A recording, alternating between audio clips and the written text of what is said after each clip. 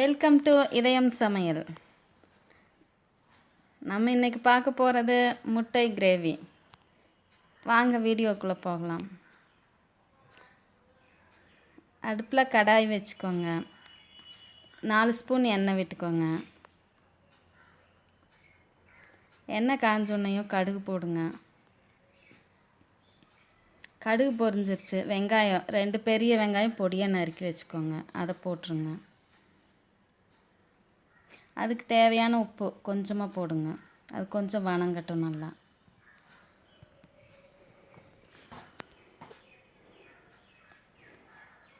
இப்போ நம்மளுக்கு வெங்காயம் வதங்கிருச்சான்னு பார்த்துக்கோங்க.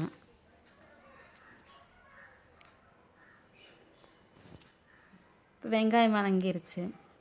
இப்போ தக்காளி, ஒரு பெரிய பழம் தக்காளியை பொடியாக கட் பண்ணி வச்சுக்கோங்க. அந்த தக்காளி பழத்தை உள்ளே போட்டு நல்லா அதையும் வதக்கிக்கோங்க.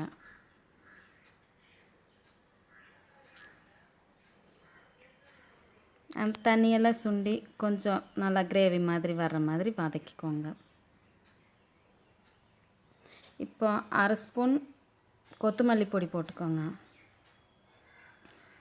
1 1/2 ஸ்பூன் வரமிளகு பொடி போட்டுக்கோங்க. கரம் மசால் பொடி 1/2 ஸ்பூன்.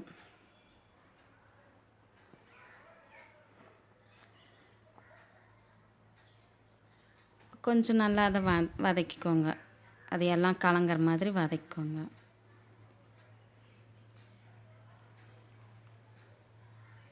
இப்போ வணங்கிருச்சு.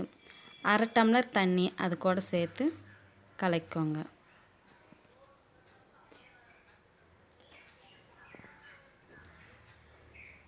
இப்போ கொஞ்சமாக உப்பு சேர்த்துக்கோங்க.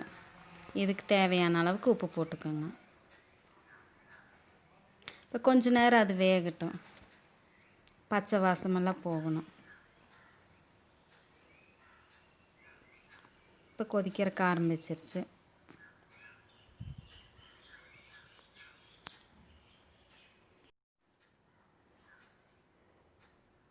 இப்போது முட்டை 5 முட்டை நான் வேக வச்சு எடுத்து வச்சுருக்கிறேன்.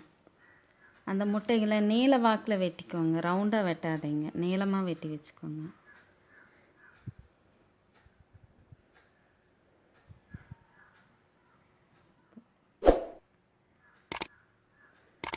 அந்த வெட்டி வச்ச ஒவ்வொரு முட்டை துண்டுகளையும் எடுத்து அந்த கிரேவிக்குள்ளே போட்டுருங்க.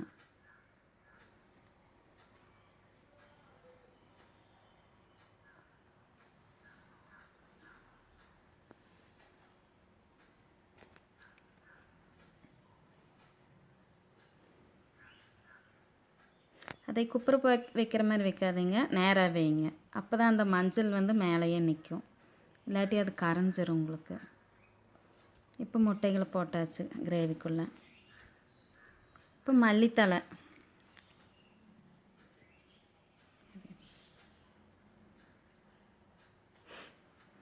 மல்லித்தழை பொடியாக வெட்டி வச்சுருக்கிறத எடுத்து மேலே போட்டுக்கோங்க.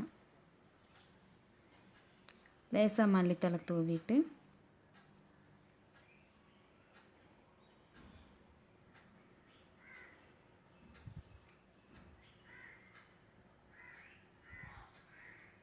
அதை நம்ம ரொம்ப கரண்டி வச்சு கலக்கக்கூடாது. தட்டம் வச்சு மூடி வச்சுருங்க. கொஞ்ச நேரம் அது வேகட்டும்.